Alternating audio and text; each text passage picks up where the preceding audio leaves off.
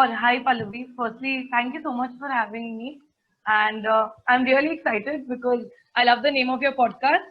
Uh, it's general, but it's, very specific in its own sense. That is what I believe it is. But yeah, coming to my introduction. So I'm an electronics and communication engineer, and I graduated this year. Mhm. I'm currently working with KPMG in India as a SAP analyst.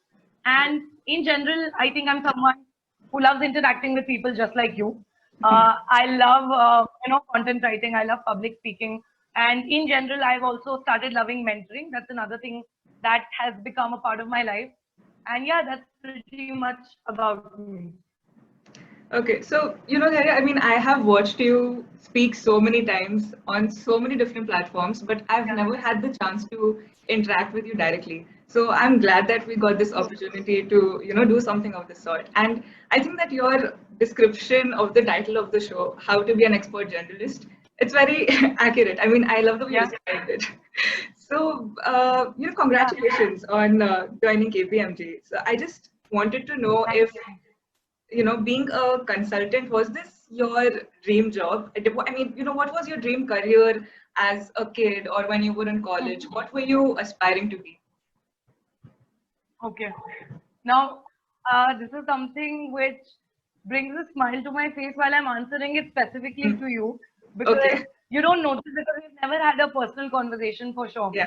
But you will be very surprised to know, Pallavi, that I always wanted to be a doctor. Okay. Always. It was like my top priority or dream, as you said. As Yeah. kids, we want to do something.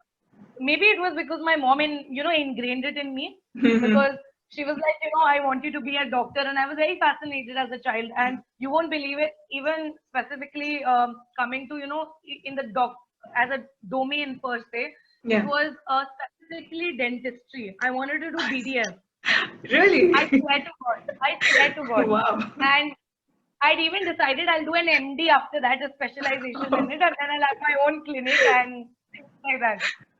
So this was around, I think, in 8th or 10th grade, if I'm not wrong. Wow. But yeah, my mother started getting me or maybe, directing me in the direction of Hmm. aspiring to be a doctor ever since 5th standard. So Okay. my aim was, and I'll tell you the reason why I wanted to do it. It Hmm. was because I was horrible, and terrible at mathematics. Uh, I was just not the perfect person. Hmm. So my mom was like, you can find escapism in, uh, basically studying and giving your NEET exam Yeah. and then going into an entire BDS program maybe because I was good Hmm. with biology and I was good with remembering facts. And you need to have a good memory in general. So I was like, True. I Yeah. think this is something I should do. Hmm. And but things turned out very differently when I gave my 10th standard exams and I Hmm. met a mentor who really helped me refine my skills in maths, and I Okay. ended up surprisingly getting a 92% from failing in Wow. mathematics. Wow. So yeah, that's where the shift happened. I was like, okay, I think I can do maths, and he was like, don't tell her to get into NEET, tell her to give the Hmm. JEE exam and become an engineer. And that one line Hmm. changed my career, nothing else. Uh, I I think. just went with what my mom said and my Hmm. teacher back then said. Go ahead. Go ahead. Go ahead. No, no, no. So yeah, that's about it. So that's Hmm. how the shift happened. But the dream job was always to become a dentist for me as a kid. So That's management really consulting was never fascinating. on the plate. Yeah, yeah. I know. I never imagined doing this. This only happened in my second year of engineering that I got the clarity. Okay, this is what Yeah. I'm actually good at and I want to do. Yeah. That's amazing because I never wanted to be a dentist. I mean, this is something that was decided only after the 12th Okay. grade that, yeah, so, and in fact, like you said, that, you weren't, I mean, your mathematical skills, you didn't find somebody who could Yeah. probably teach you and tell you what's the right way to go about it. Yeah. I, on the other hand, True. used to love math. I Oh wow. really enjoyed it. And yeah, that's the reason why in the 11th grade, even though I didn't need to take up math as a, Yeah. as my option subject, I Subject. still did. Yeah. And yeah, even Wow. today I enjoy math, but so which is why I, want to move into a field which helps me combine all these different interests that I have. which brings me to Yeah. my second question. So, you have a lot of skills, clearly. I mean, I have watched you conduct these webinars on different topics, and we have collaborated, through the Circle of Legends as well. So, I have a brief idea about the kind of work that you Right. do. And, you keep talking about mentorship, how important it is to have a mentor, and you obviously have mentored a lot of other people as well. So, I just want to know what Right. you think about being an expert generalist. Okay. That's a good question. Um, Let me just put it this way that I think it's just a notion, especially in India, Yeah. that you shouldn't be doing too many things, is Hmm. what I believe. I'm not really sure if it exists everywhere, but at least even in my family, I'll be brutally honest. It took a lot of time for everyone to actually realize that okay, a single person can do multiple things at a time, and it is manageable, and it is something which can be actually implemented in real life first, to actually put it that way. So even today, sometimes it's like they get a little confused as to what am I actually trying to do by doing so many things. Yeah. But the point is, how I look at it is, Hmm. if I'm doing content writing, if I'm doing public speaking, or I'm giving a podcast right now, or I take a podcast, whatever it is, Right. or if I'm mentoring kids, whatever it is, I believe all of that, if you look at it with a bigger vision, right, Mhm. it's aiming towards one thing which I already have in my mind, right? I know what all of that is collating towards. Now, as Right. long as the different things that you're doing are at least directed towards one big Hmm. vision, which is aligned with these subdivisions, I believe then being an expert generalist is completely okay. Having said that, I believe if you have different skill sets, as you said, you Mhm. can leverage them in different ways, and you always have a plan B, a plan C to fall back on. That's Right. what I think. That's something you should look at. You did you are a doctor, you did Mhm. your dentistry, and now you're getting into health marketing, which Yeah. is like it falls apart. And Right. kudos to you to take up such a diverse. I mean, you're the first person who have Thank you. ever even heard of doing this. So Yeah. yeah. So I just like to say that my view on it is that if you have multiple skill sets, I think you should be leveraging them, and it's always okay to be doing multiple things at a time as long as you know how to manage them and how to direct them towards one single thing or your ultimate goal. Yeah, that Right. Right. would be it. I agree. I mean, so I have the same vision. When people like you and I are doing a couple of things, Right. and the world looks at us Yeah. as if Yeah. they perceive it as somebody who's confused, somebody who doesn't know Yeah. what they're doing, Know where they're what they going. want to do. Yeah, exactly. But I True. think that they can't see the bigger vision that we have in our heads. And I think it's okay to not share it with everyone. It's my secret. Why should Right. I tell you about it? So Same here. Yeah. yeah.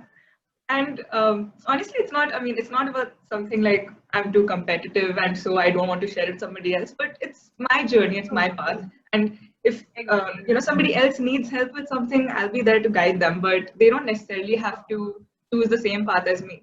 You know. So Exactly. Right. yeah. Yeah. So I think you put it, hmm, you framed it very well. Yeah. yeah. Thank you. Thank you. So right, I also wanted to know, how did you go from engineering to consulting? I mean, what changed? Um, See, as I told you, engineering was not something I wanted to do myself in the first place, but it Right. was also not something which I was against. I was okay with doing it because I realized my only concern was I'm not good at math. How can I be an engineer? Because Yeah. people are like, okay, if you're good at biology, you can become a doctor. If you're good at Yeah. math, you become an engineer. You understand those motions. So I was like, if I'm not good at math, how can I be an engineer? But that myth was broken in 10th, and I was like, okay, I can do maths. I'm good with calculations. I can do it. It's manageable. Mhm. So yeah, I got into engineering. My mom wanted me to do computer science, but I hate coding. I don't like it at all, and I was very clear about that at least. Mm. And I was like, okay, fine, I've done engineering now, but I'm going to choose my stream. And I chose electronics and communication because out of all the options that I could see, that was the Mm. one which interested me the most. Or I felt that okay, I can pass or sail through this for 4 years and get a decent grade. I'll Yeah. be able to do it. So Okay. I gave her that assurance. I went forward with electronics and communication. I really liked it. I was doing very well. Hmm. But in my second year, I realized that let's see what are the career options if I want to go forward with this, because internship companies start coming in third year. And I was Hmm. like, okay, if I have to sit for some internship company next year for a core electronics company, what is the skill set that I have, or what is the kind of job that I'll have to do? And when I discovered things there from seniors and talking to Hmm. professors and even knowing the kind of core companies which come, I got to know firstly the scope is very narrow in Okay. India at least for Right. electronics. Yeah. Hmm. And you have to be very, very, you're supremely good at your core technical skills. And I Hmm. don't think I was there. And more than that, Right. I don't think I was that interested to invest that kind of time. I did have those 2 years to prepare, actually, honestly. If I wanted to, I could have diverted myself Yeah. totally into the core side as well. I'll have to, let everyone know that. But Hmm. then I was like, okay, if not this, what do I actually like doing other than maybe electronics?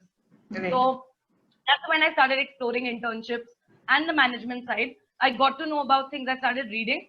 And when I did different internships in the management side and Hmm. into consulting and business analysis, then I realized that anything which requires me to solve certain problems and interact with people, two things, and Yeah. use my communication skills, I'm good at. So that fell in the area of consulting and business analysis. True. And that's how I discovered, okay, this is what I want to do. Yeah. That's great. I mean, so I think that internships, more than just being an addition to your CV, it's actually an Yeah. opportunity for you to explore the different career options that are there. And I think the time that you took to, do all of the internships and realize that, yes, this is what I want to do for sure, that is Yeah. something that all of us should, try to go for. And right, so my next question is, you are, widely known as the person who has completed 20 plus internships. And that is a tag that Yeah. I have always seen, being associated with you. So would you Yeah. say that that was intentional? Is it a part of your brand, or would you prefer some other tag being associated to your name as well? Okay. Yeah. So firstly, I think that it was never something that I intended to do. The Hmm. number was never something that I aimed at. It was not like, Right. okay, this is my aim and I will be doing 20 internships and I want to be known for doing 20 internships. No. Hmm. Hmm. The aim was to do multiple internships in the management domain and explore them. That was my aim. The number just kept on increasing as my interest kept on increasing and I started getting selected or shortlisted for Hmm. various Hmm. internships. And I was able to juggle between them. That's Right. how the number game came into play. Right. But having said that, as you know, when you take up webinars or you're doing something in association or collaboration with someone, Hmm. you have to give like a small bio, you give your introduction and things like that. Hmm. So what happened was slowly with time, this is not this has started happening very recently, Pallavi. I think in the past 2 months, that Okay. that tagline of 20 plus internships just got Yeah. attached to my, if I yeah, I can say so. So I don't know if it's become a part of my brand or something, Hmm. but answering the other part of your question, would I like something else to be associated Yeah. with a general personal brand for myself? So I think that I now it's been said so many times and people generally know it. I don't think there's a need to emphasize on the fact anymore. At least I personally don't. I don't mention the numbers. I just say I've done multiple Right. internships. And Yeah. honestly, there's no need to mention the number. I Mhm. would like to be known specifically now for, obviously I do management consulting. People know that more as to the technologies which I'm working on in KPMG, which is SAP Ariba. And Okay. other than that, for the mentoring thing or the sessions that I've started personally, I came up with my website, if you know, Right, right, Area right. Decode. Yeah. Yes.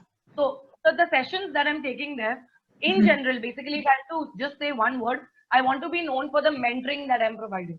Other than this, yeah, Yeah. I think that answers your question. Yeah, yeah, it does. Thank you. Yeah, So, yeah, like you said that you want to be known for mentoring and your other achievements as well. But I think that, so when we portray ourselves as people who are achieving so many things in so many different fields, yeah, it's bound to sometimes backfire, and you would see that you are surrounded by people who will try to pull you down, especially on LinkedIn. I mean, this is something that I have been noticing recently. yeah, So, yeah. how do you deal with that? I mean, doesn't it demotivate demotivate you? Don't you feel like not sharing your achievements on a public platform? Um, to be very honest, Pallavi, I've been noticing this myself, and in fact, I don't know call myself a victim, but I have Yeah. been put under that scenario where I know what you're talking about, Yeah. and I believe that the kind of I think you can name it as social bullying or cyber bullying or Yeah. kind of pulling people down and demeaning them on social media platforms. That's something I think it happens with everybody, irrespective of the kind of field you are in. As Hmm. long as you said you're doing multiple things and you're achieving and doing, see, what I look at it as is, my mother tells me, if you wouldn't have been doing something right or wouldn't have been creating an impact, um, just look at it that way that not so many people would have been giving you that much attention. That person is actually taking out their precious time and Mhm. commenting something, Right. and they have that free time to just come and have a look at all the work you've done and write a Mhm. thesis about it. What does that actually tell about you? Look at it that way.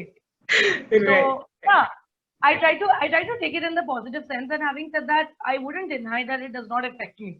Hmm. It does affect me at times because it's not just happened on LinkedIn, Pallavi. It's happened with me 2 months back on Instagram itself. Also, Okay. yeah. So what happens is maybe, and that too, people from my college itself. So Okay. what I'm trying to tell you is, I believe it's not just me. It happens with when Hmm. you're rising in life, right? They say that the road to the top hill is always lonely. They Yeah. say that for a reason. Very few people can actually tag along with you on that journey because not everyone has the capacity to be able to uplift you and go along with you and encourage you at the same time grow themselves. Not Right. everyone has that in them. And I completely understand. I don't judge people for that because there was a time when I wouldn't call it jealousy. I used to be envious of I know. other people being able to do Right. so many things. And Right. I was like, how do people even do it? But I think I never took it in the negative sense wherein I wanted to demotivate or demean somebody. But some people find ways in doing that. What you should do is take it in the positive sense and let it go. I know it is not easy, but then just think of it as, they're taking out their precious time and you have done something praiseworthy, and that's the reason that so many people are even commenting. As simple as that. True. That you have achieved that kind of level where you have haters. So it's okay. Completely Right. okay.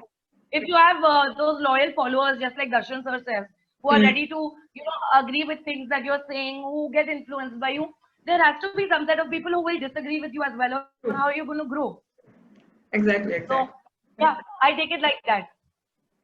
That's good. I mean, that's a good attitude to have, but I must say it's Yeah. very hard to develop that because so I mean, fortunately, or maybe I have, but I never, I don't know, I never thought about it this way.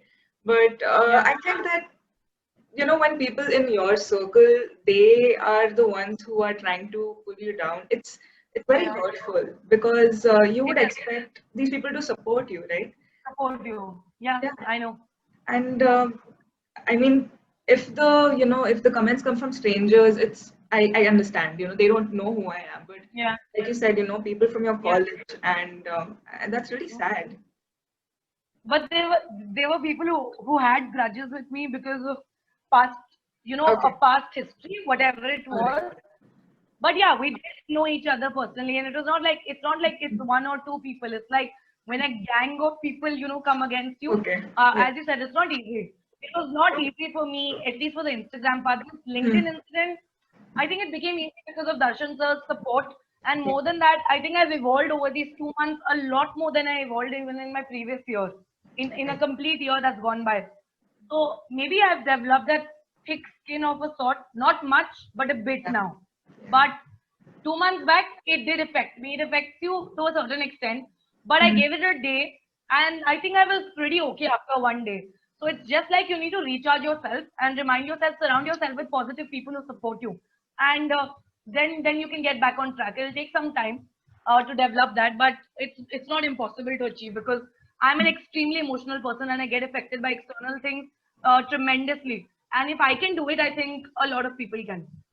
Yeah, thanks. I mean, Yeah. that's really motivating to hear that, you are okay with being emotionally vulnerable, but you know Yeah. when to take a step back and just be in touch with your feelings and then get back to work again, because that is a principle that I also have started following recently. So I mean, like earlier I used to maybe overthink a couple of things, and I realized that that's not productive. So instead, I just like give myself a period of time where I can feel whatever I want to feel and then just get back to work. Because Exactly. at this point in our careers, I feel that our professional lives should be in the forefront. I don't know. Maybe it's not the same for everyone, I'm sure. Which brings me to my next question. So you have a younger sister, if I'm not wrong. Yes, I do. Okay, right. So, do you even, do you ever feel the pressure to set a good example for her, or for all of the mentees that you have? Do you ever feel like I always have to behave properly and I can't do or say anything wrong because I'm a role model?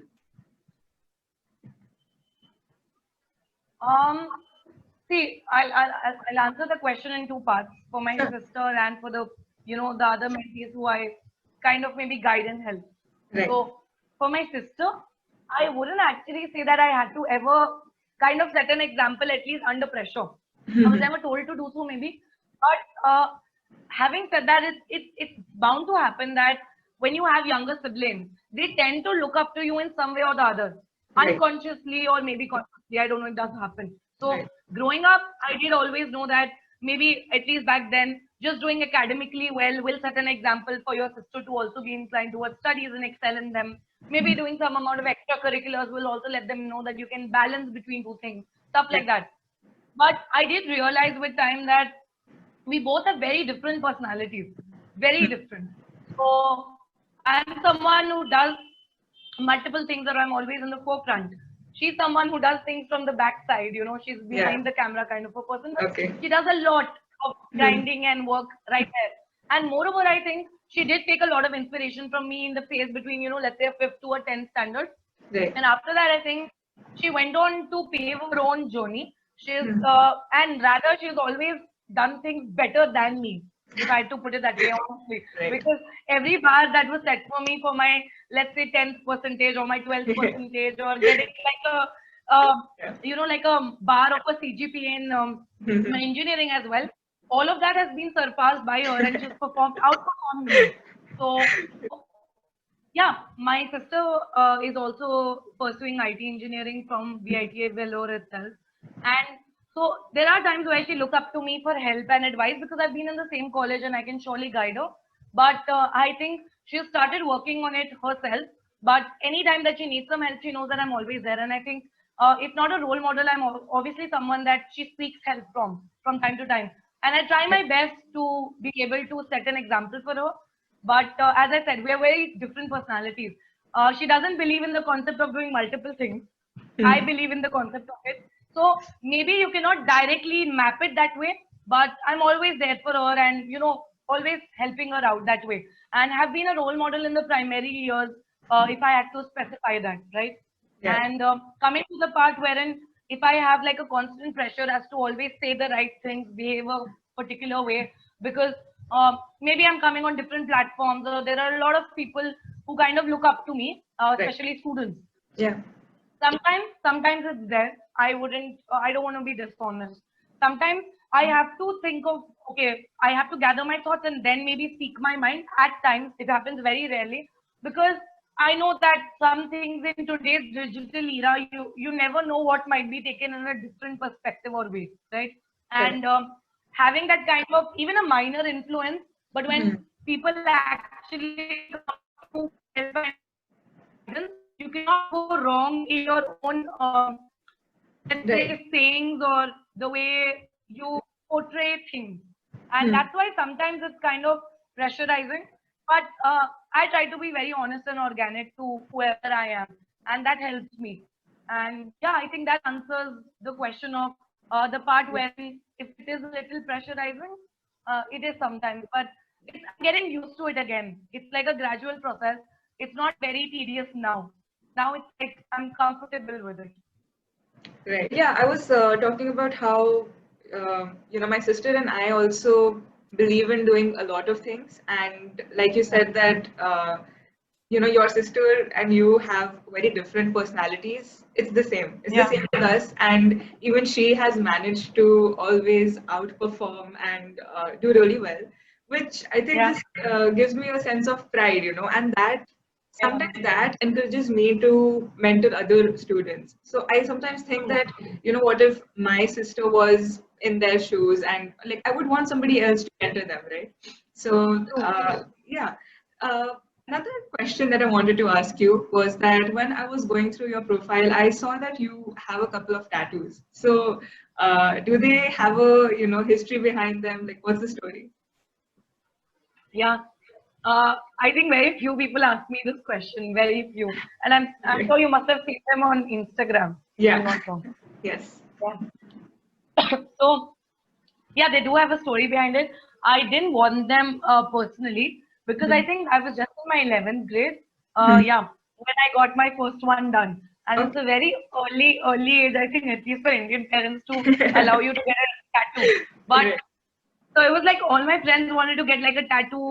The craze was in, and it was like in fashion, and everyone was like, "We want to get a tattoo," and their parents were not allowing them for some reason. Mhm. And what happened in my case was, I never in my wildest dreams thought of getting a tattoo done. But Okay. my mother, one fine day, I think it was my birthday is on 30th April, and I think somewhere Mhm. around March, mid-March, she was like, "I want to give you something different for your birthday."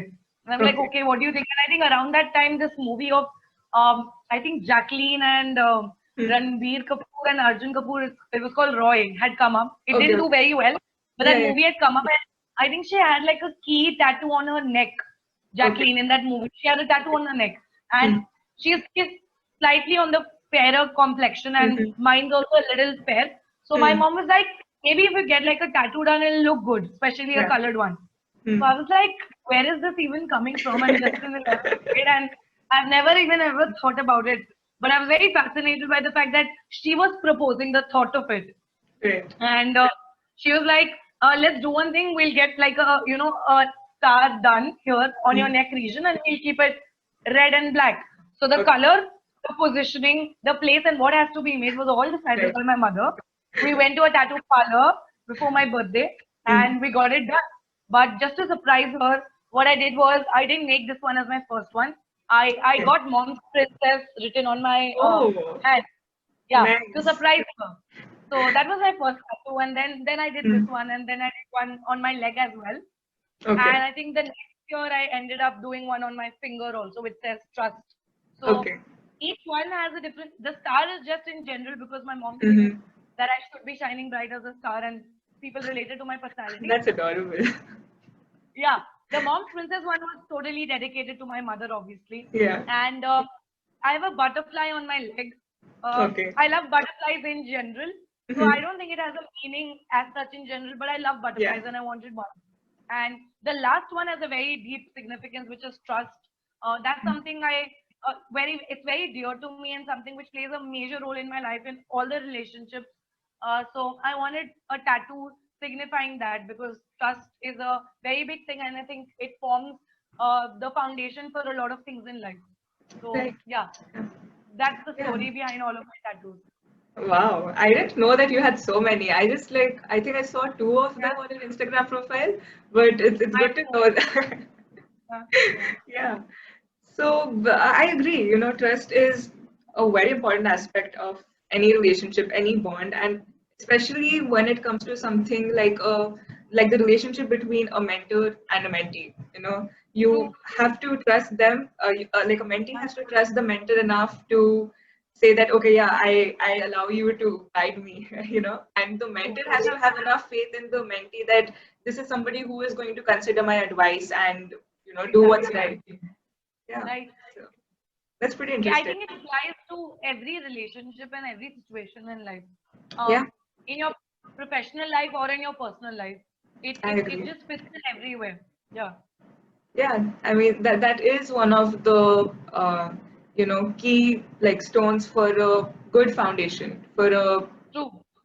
relationship that you probably you would expect it to go over a long period of time. I mean, Period if of you time. want something that's sustainable, then yeah, trust is really important. Trust is, yeah, Yeah. agreed. Okay, so to just conclude this session, I would like to know, is there any new project that you're coming up with, or if you have a message for the audience, anything that you'd like to share?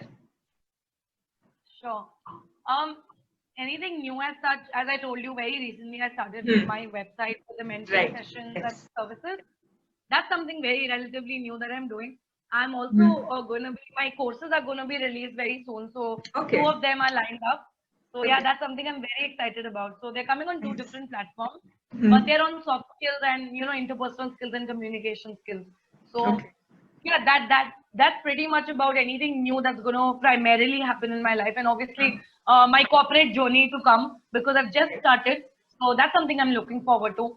And yeah, just to leave the audience on a good note, and as to Hmm. something that I would like to maybe not give as an advice, but something that I've lived by and Yeah. I would like to share, is that I always say this, that no matter whatever is the profession or what you want to do in life, as long as you believe in yourself, everything is possible. And I don't just say this for the sake of saying it. Hmm. I've seen this happening, and there were times where I felt like I wasn't doing enough or I wouldn't be able to do enough in life. But having believed in myself, and obviously having your close knit family and friends by your side to always motivate you, you get through different phases, and you have your own unique journey. So don't be intimidated by anybody else's journey or by competition or anything of that sort. So these are the two main things which I would like to emphasize on before leaving you and the viewers. Thank you so much, Dhairya. Thank you for talking about your journey, about your new project. I mean, all the best for it. When the courses do come out, let me know, because yeah, I'd be excited to take For them. sure. For sure. I would surely like to share it with you. And thank you again, Pallavi. Honestly, it was a very, very, I would say, heartfelt and an organic Yeah. conversation rather than an interview, at least for me. And I think that Right. it was the same for you. And Yeah, I yeah, mean, I planned it to be, of that sort. Like I said, that I want it to be more of a conversation than an conversation. interview. Yeah. And I really, I have to say this, that I love the questions that you frame, because they were not the typical kind of questions, and a little out of the box. Yeah, even though maybe the essence would be same, but I love the way you frame. Yeah. Thank you. Thank you. Help you increase the number of views on a post. We can maybe double it. Mine actually tripled. So I went from having anywhere around maybe 2,000 views to 6,000 views.